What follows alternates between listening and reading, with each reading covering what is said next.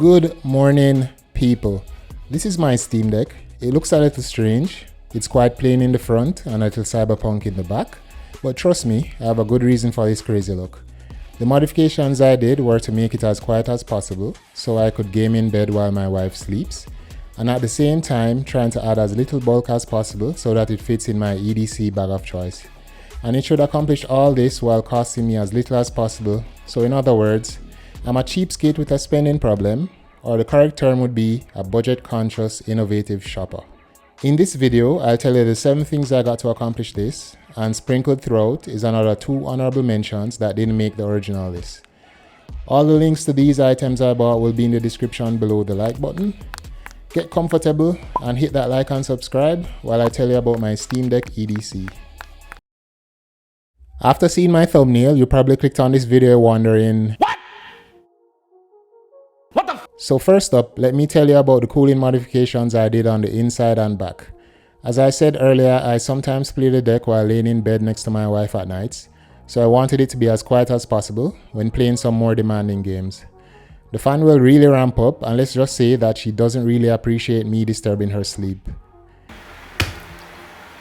I decided to give the JSAUX Backplate a try to see if it would make a difference.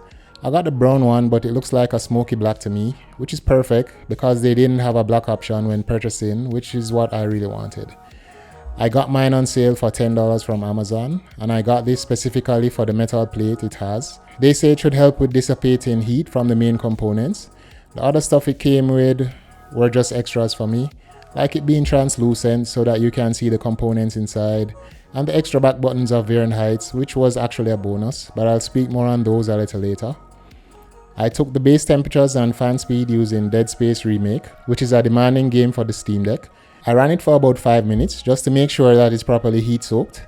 The results I got was a CPU temperature of 85 degrees C, GPU temperature of 86 degrees C, and fan speed of 6000 to 6300 RPM. Next was to disassemble the deck to make changes. My plan was to repaste it using some Arctic MX4 thermal compound and possibly change the thermal pads as well. But after looking at the pads on the deck, I didn't expect so many, and worse, they were of varying thickness. If I made a mistake with any of them, it would probably get me worse cooling than if I left them alone, so I decided, ain't nobody got time for that. After closing it up, it was time to install the new backplate. But before you do, make sure you remove the protective film on the thermal pad. The backplate snaps on easily and the tolerances seem fine. However, it does have a little gap at the top where the heat pad is located, but screwing it down mostly gets rid of it.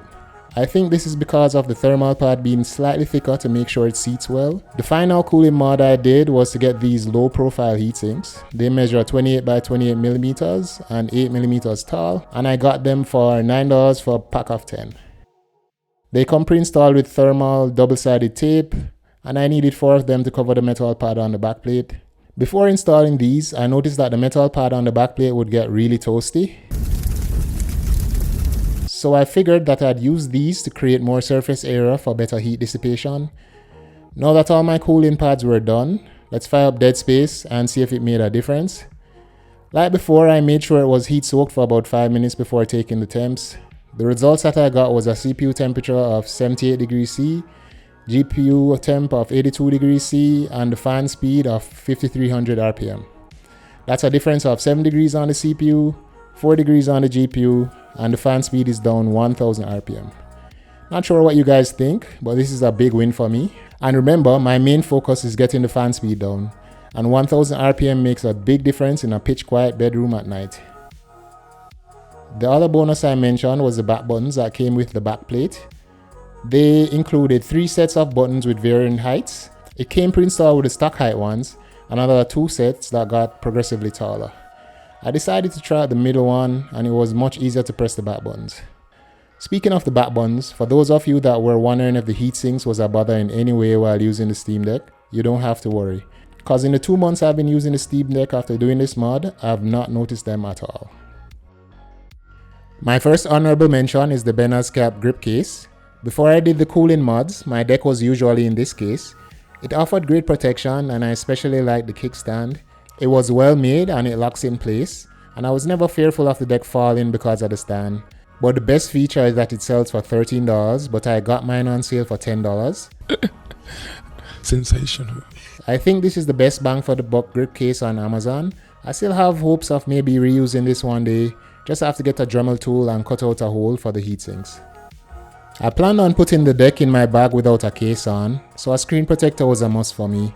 I decided to go with this one from JSAUX. It came with 2 protectors and this frame that makes it easy to line up and drop on your new screen protector without the guesswork.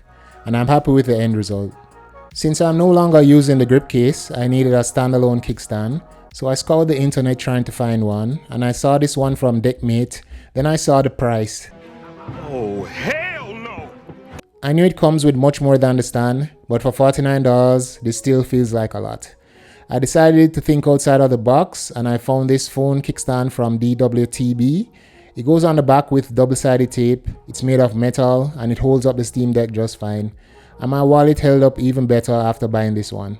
I got it for $9 on sale. Next problem I had to tackle was the battery life, which to be honest in most games outside of AAA games is acceptable for me. I easily get over 3 hours on less demanding titles. I thought about getting a portable battery bank, but I really don't like the extra weight and bulk. Plus I'm usually always close to a power outlet, so I decided to get this 61 watt GAN power adapter from RAV Power and this 10-foot USB-C cable from Anker. But Joe, why don't you use the power adapter that came from Valve? Well, I have 3 reasons. Reason number 1 are the lack of folding prongs. These metal daggers can wreak havoc in your bag if they aren't covered, and I don't want the extra bulk of a carrying case to protect my other devices. Reason number 2, do you see the length of this cable? It's super long with a high power capacity. That's what she said! Specifically, it's 10 feet long, that's about twice as long as the Steam Deck power adapter, and can handle up to 100 watts, in case I ever want to use it to charge a higher wattage device like a laptop. And reason number 3, both of these take up about the same space as the Steam Deck charger in my bag. Since I won't be putting my Steam Deck in a case, I needed a way to protect my joysticks from the constant strain they may be facing unprotected in my bag. And that will probably lead to stick drift.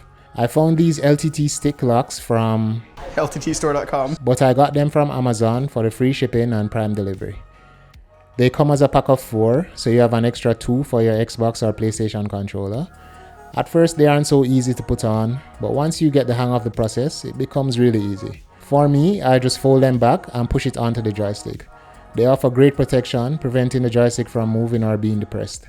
And in the 2 months of owning them, they never once came off in my bag. Before I bought a Steam Deck, I actually bought a ROG Ally. It came with the SD card reader not working, so I sent it back and got a refund.